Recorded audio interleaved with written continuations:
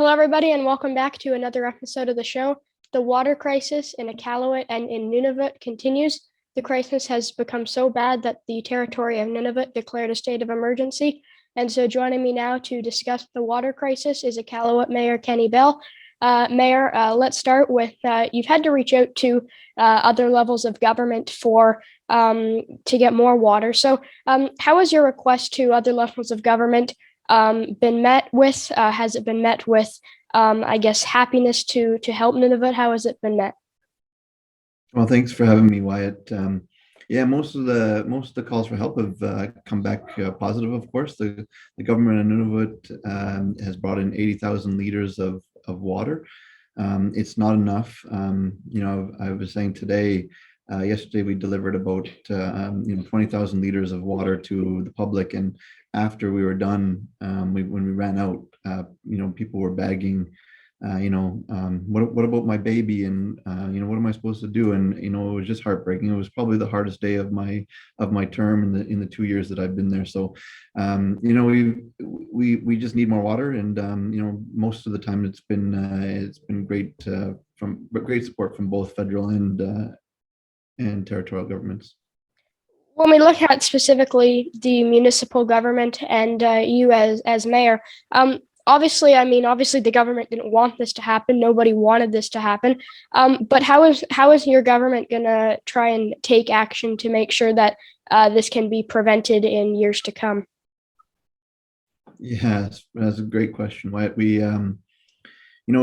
had a water crisis here in Nunavut, in Iqaluit, for about 5 years now. We don't have enough water in our reservoir, and also our treatment plant is a little bit too small for the population and the population growth that's to come.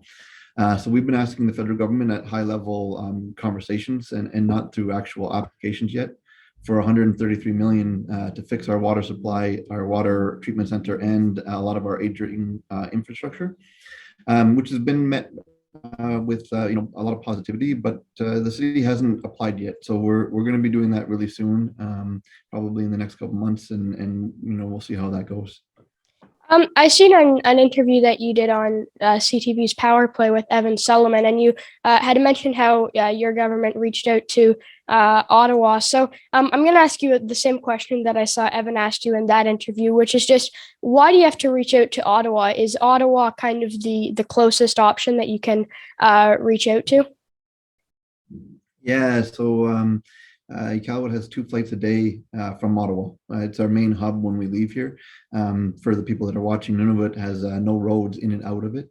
Iqaluit, the city of Iqaluit, is located on Baffin Island, and we're very remote. So, it's a 3.5 hour flight from Ottawa to Iqaluit. So almost everything we get is, shipped in from Ottawa. Okay, and I'll ask you now a question too about for people who are listening. Obviously, I'm not specifically sure the exact demographics, but for people who are listening outside of Nunavut, what is affordable for water in Nunavut? I mean, here in Ontario, it's obviously CBC was reporting that a liter of water in Nunavut is getting as high right now as $9, which to people in Ontario, that seems very expensive. So is it very expensive to people in Nunavut? Yeah, that's also very, I'll tell you, I've been here most of my life, and you hardly ever see the water be sold. It sits on the shelves for so long, and it's because it's so heavy that it costs so much. But also the store needs to make money, and it costs a lot for the stores to operate and to employ people. So yeah, it's extremely expensive, and it's I don't know if you could see this, I'll show you, but you can see that water prices there. 25 8 liters at the top was $127. That's crazy money for anybody. So yeah, because we're of a remoteness, it's way too expensive. And how does it go from? I mean, obviously you mentioned that there's been a big crisis in Nunavut, a big water crisis for over 5 years. So it didn't necessarily just happen. But how does it go from? I mean, we didn't necessarily hear about the Iqaluit water crisis as much as we are now up until a couple of days ago. So what's kind of changed within the last couple of days that has, I guess, made the media more interested in covering it, and just has the price just went up more? Yeah, no, it's because we issued a do not drink order, because we found what we assume is petroleum products in our water source, in our water treatment center. Sorry, in one of our sealed wells.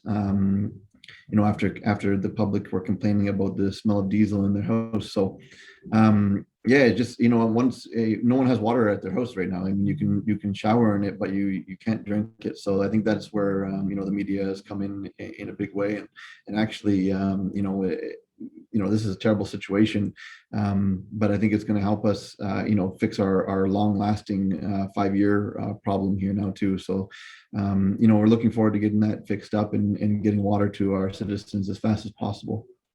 You touched on it quite a little bit throughout the interview, but maybe just to finalize the interview and just summarize kind of what you've been talking about a little bit, what steps can be taken to ensure that Iqaluit and Nunavut can have affordable water, and just make sure that the water that they are getting is clean?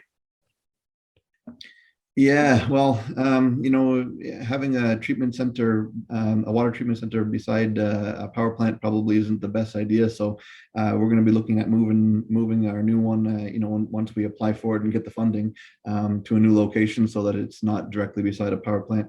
But yeah, no, it's going to take a lot of money, Wyatt, and it's going to take a lot of political will from the government of Canada, the government of Nunavut, and the city of Iqaluit to get that done. So, but we can't have people, drinking gas in their water, or petroleum products. It's just, it's not good for anybody. Obviously, water is life, as we all know. All right, Mayor. Well, thank you so much for joining me today. And yeah, obviously, we're all thinking about people in Iqaluit and in Nunavut. Awesome, thank you, Wyatt. Thank You're you. really impressive.